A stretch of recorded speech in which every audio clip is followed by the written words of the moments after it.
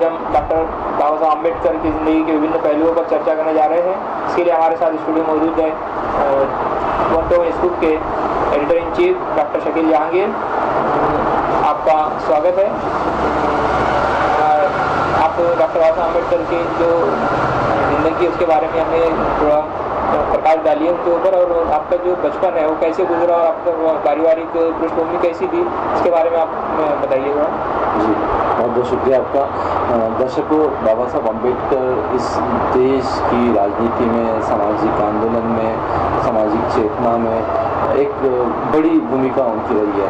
और डॉक्टर बाबा साहब अम्बेडकर जो है, उनका जो बैकग्राउंड पृष्ठभूमि जो हम देखते हैं तो उनके दादा, उनके फादर और ये तमाम उनके ख़ानदान, बल्कि एक ऐसी कम्युनिटी जिसे आज़ादी से पहले इस देश की संस्कृति में उन्हें महार कहा जाता था, जो बैकवर्ड क्लासेस के हुआ करते थे। उन्होंने अपनी सेवाएं जो है देश की आर्मी के अंदर जो है उन्होंने दी, सेनाओं में रहे हैं उनके ख़ानदान के लोग।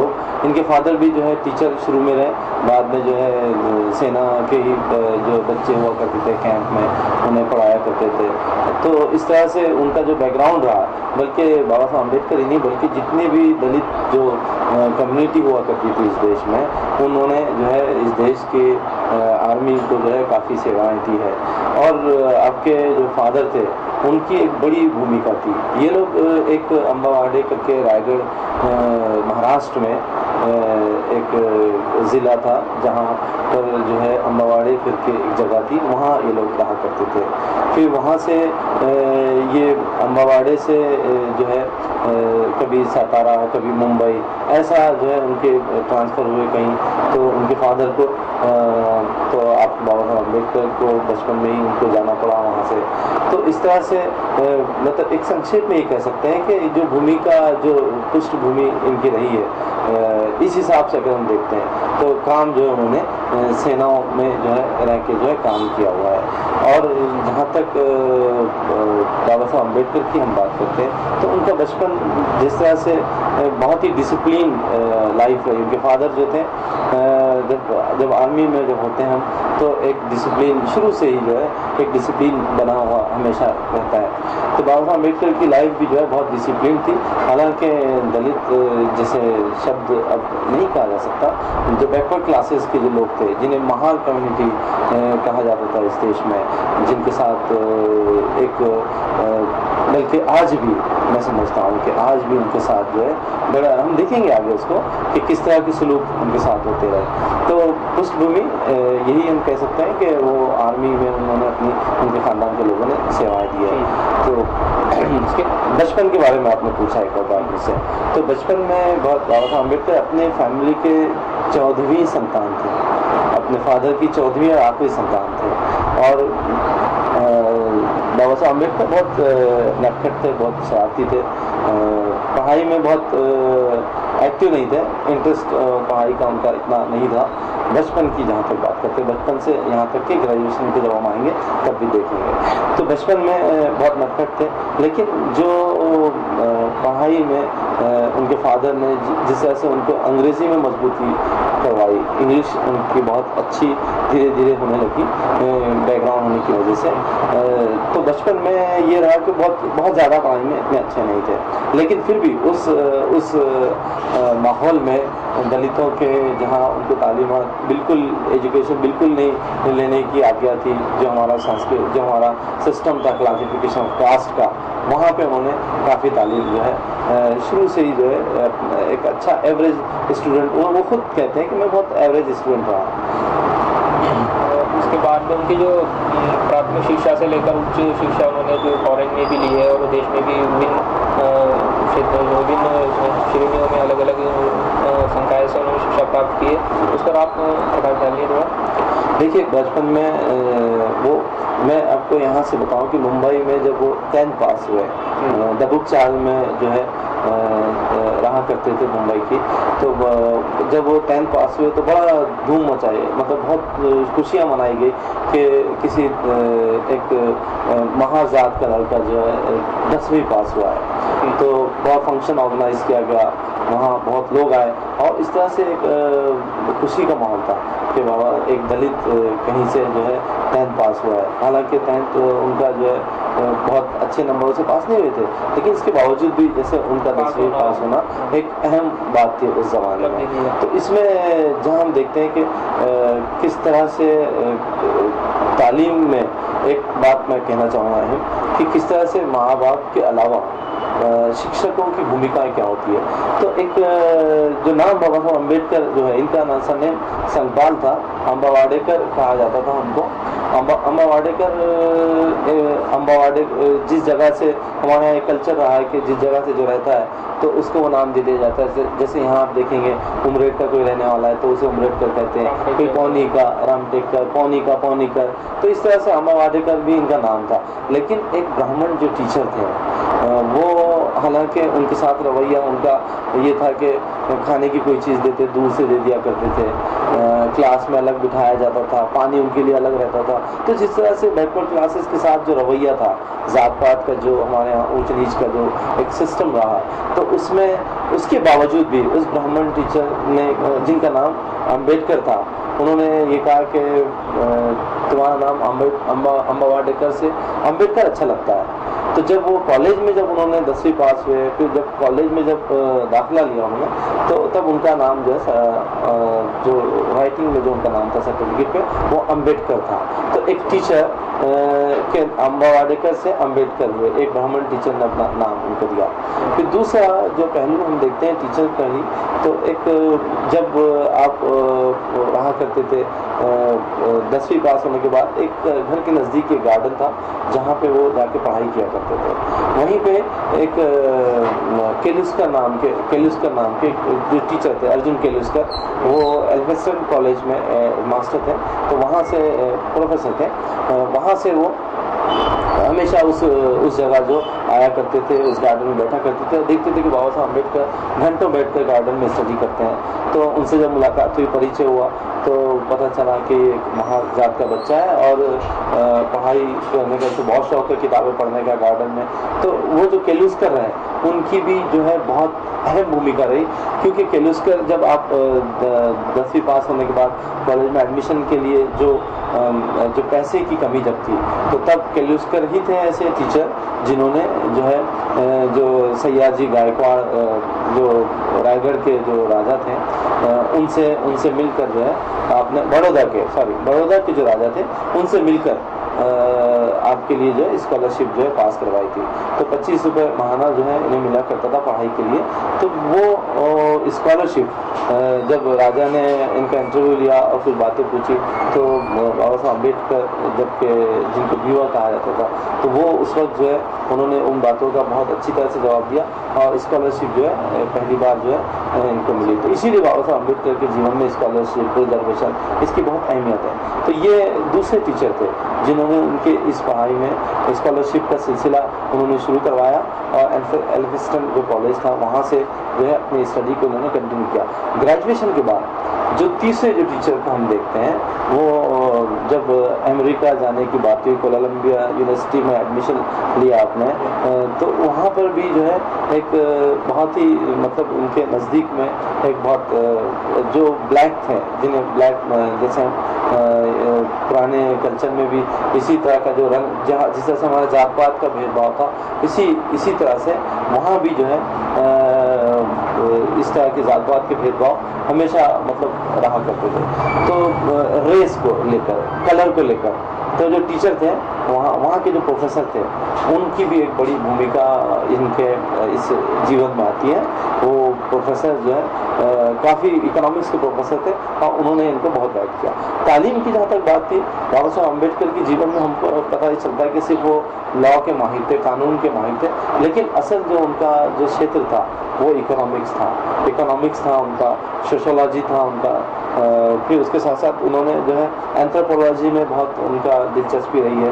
तो सोशोलॉजी, एंथ्रोपोलॉजी, इकोनॉमिक्स, ये अहम उनके जो वो थे। लेकिन बाद में अमेरिका से जब उन्होंने इकोनॉमिक्स वगैरह में BA और MA किया, जब उन्होंने वहाँ से वापस आए वो, फिर पीएचडी भी उन्होंने वहीं कर लिया था, लेकिन वो पीएचडी उनको उस वक्त जब पीएचडी जब उन्होंने किया तो ये होता था कि जब पीएचडी में जब आप कोई थीसिस सबमिट करते हैं तो थीसिस सबमिट करने के बाद जो है उसको एक किताब का पब्लिकेशन का रूप देना होता है, किताब की शक्ल में वो चीज़ जो है पब्लिश होती है, तब जाके जो है पीएचडी अवार्ड की जाती थी। तो जब पीएचडी उनका हो गया लेकिन अवार्ड नहीं हुआ, वो 10 साल बाद जो है वो किताब उनकी पब्लिश हुई इंग्लैंड से, तो तब जो है उन्हें पीएचडी उसमें अवार्ड हुआ था।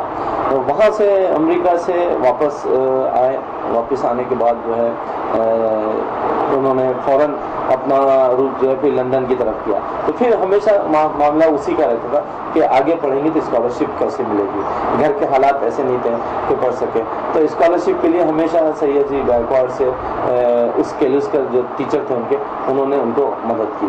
तो ये तीनों टीचर्स की बात, जैसे मैंने अम्बेडकर टीचर जो कि एक केलुस्कर हैं, और एक जो मैंने जिनका जिक्र किया अमेरिका इकोनॉमिक्स के जो कोलंबिया यूनिवर्सिटी के प्रोफेसर थे वो सेलिगमैन का बहुत बड़ा इसमें रोल था कि सेलिगमैन ने उन्हें यहाँ भी गाइड किया।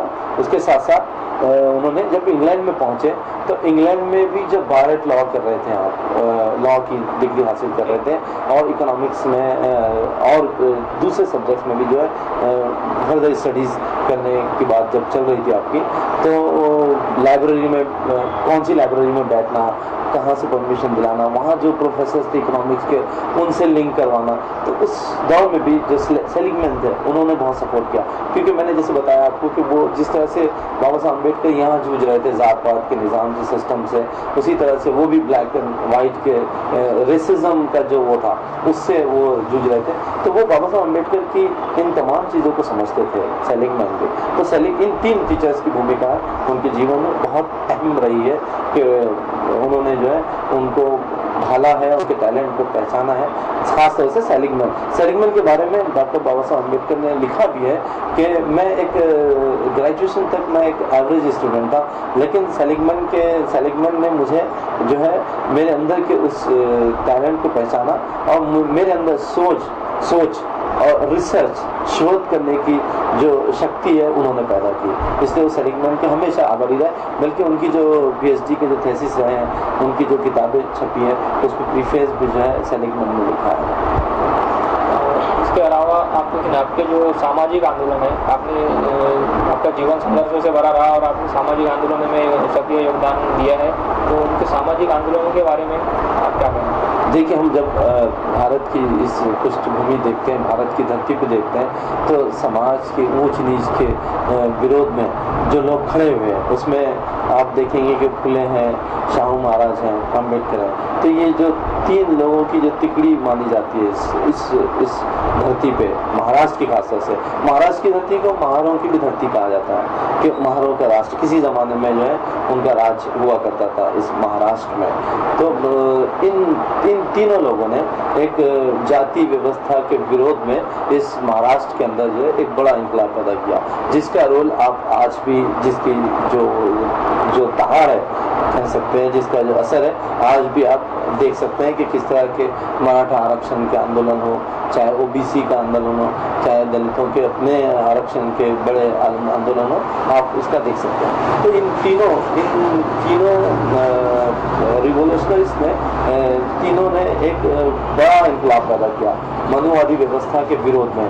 इसकी मिसाल हम देख सकते हैं कि महाराष्ट्र में जो बैकवर्ड क्लासेस के लोग हैं वो एक प्लेटफॉर्म पे आए और जात पात ऊंच नीच का जो एक सिस्टम था उसको तोड़कर उन्होंने उन चीज़ों को आगे निकले और समाज में भी सत्ता हासिल करने की कोशिश की, राजनीति में उन्होंने अपना मकाम हासिल करने की कोशिश की, जिसका बड़ा जो इनकलाब हमने देखा भारत की धरती पे वो उत्तर प्रदेश में काशीराम ने जो बहुजन समाज पार्टी का काम किया और उन्होंने उसी लड़की ने वहाँ पे मायावती ने जो है वो सत्ता हासिल की।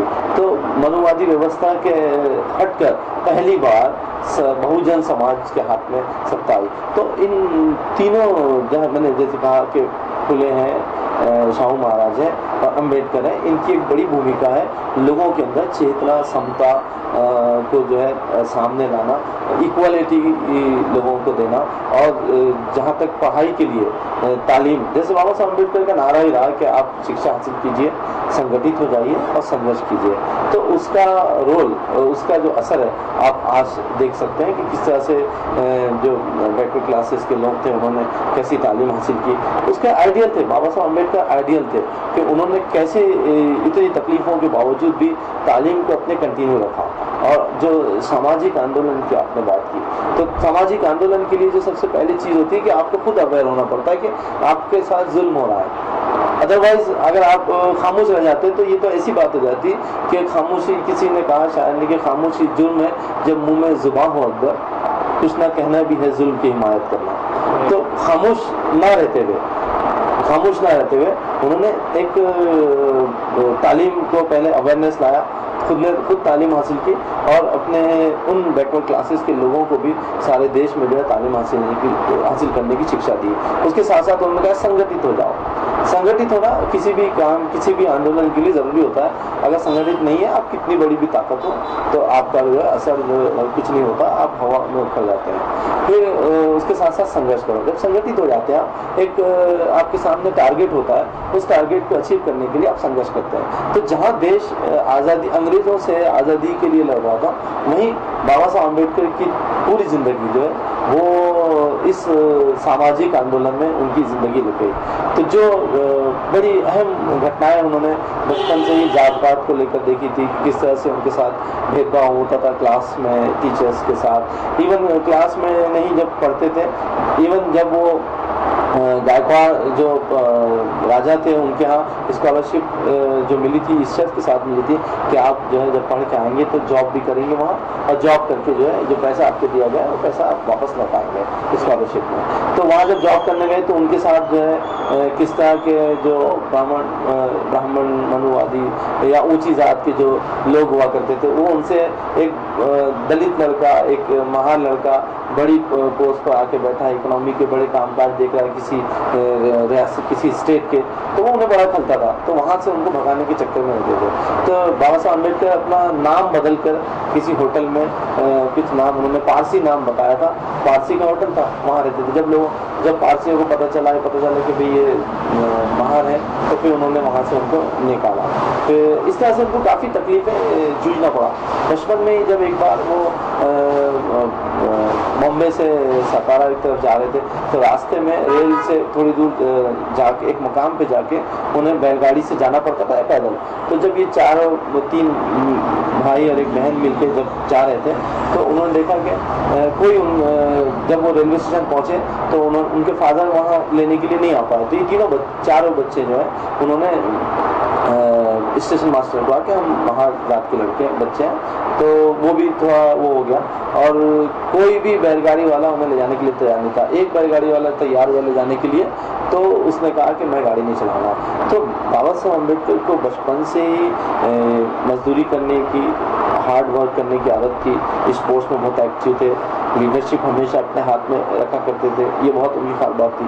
तो उन्होंने बैलगाड़ी को चलाते हुए जो है रात में लेके गए उन्होंने। तो ये इसका मतलब ये था कि हर काम, तो बचपन से उन्होंने सब चीज़ें देखी थी। इवन जब वो प्रोफेसर बन के एक कॉलेज में पढ़ाया करते थे, तब भी उनके साथ, उनका प्रोफेसर होने के बाद भी उनका पानी, जो घड़े का पानी अलग रख दिया जाता था। तो उनके साथ इस तरह का भेदभाव हमेशा होता रहा। तो ये चीज़ें उनके दिल में जो है चुभती थी। तो वो चाहते थे कि जो समाज पिछड़ा है, जो समाज बहुत बैकवर्ड है, उसको कैसे ऊपर लाया जाए। तो उसका बेहतरीन उन्होंने देखा रिजल्ट कि वो सबसे बेहतरीन जो है तालीम है।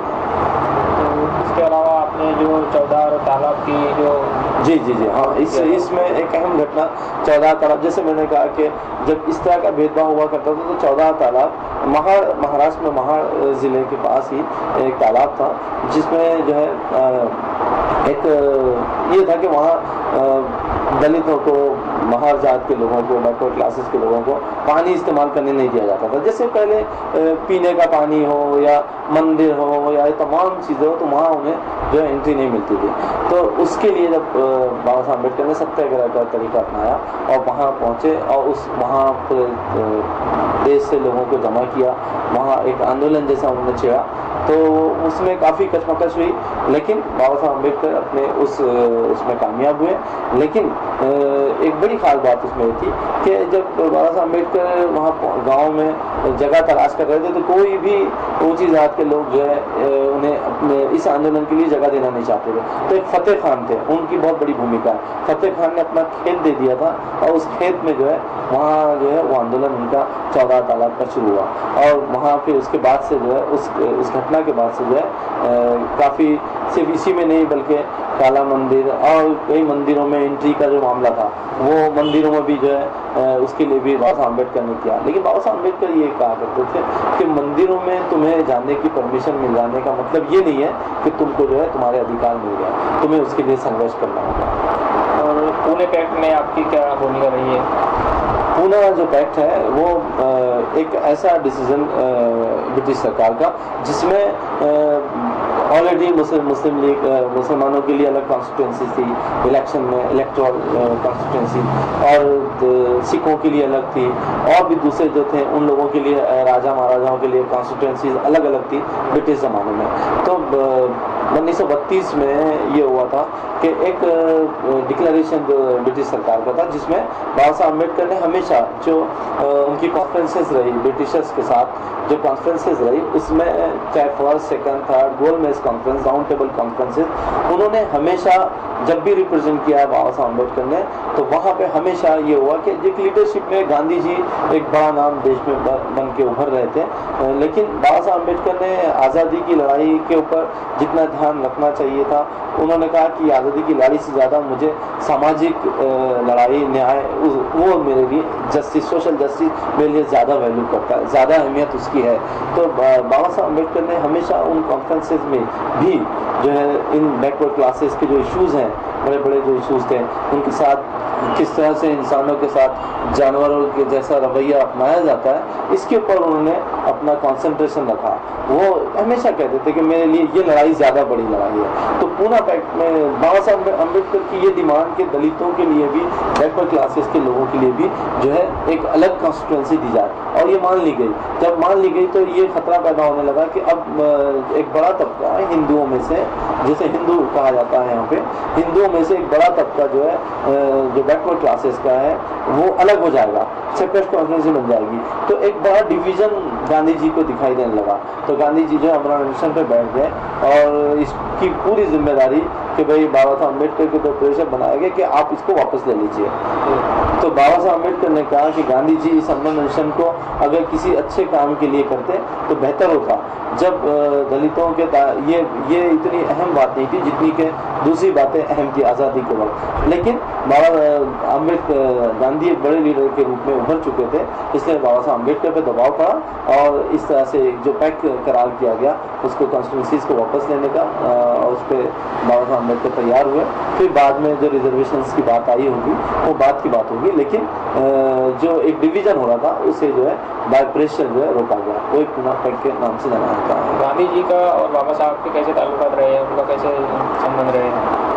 देखिए, गांधी जी का जहाँ तक बात थी, गांधी जी जब देखा गया कि बाबा साहब अम्बेडकर एक बड़े दलितों के रूप में जो है उभर रहे हैं और लीडरशिप पूरी बाबा साहब अम्बेडकर के हाथ में है, तो गांधी जी ने भी इसी तरह के कुछ काम अछूतों को लेकर जो गांधी जी ने भी कोशिश की कि गांधी जी की भूमिका एक न्यूट्रल मानी जाती थी। लेकिन उनकी जब आप स्टडी करेंगे, देखेंगे तो बहुत सी चीज़ें जो व्यवस्था का जो एक क्लासिफिकेशन, मनुवादी व्यवस्था की जो छाँव है वो भी उनके जीवन में दिखाई देती है।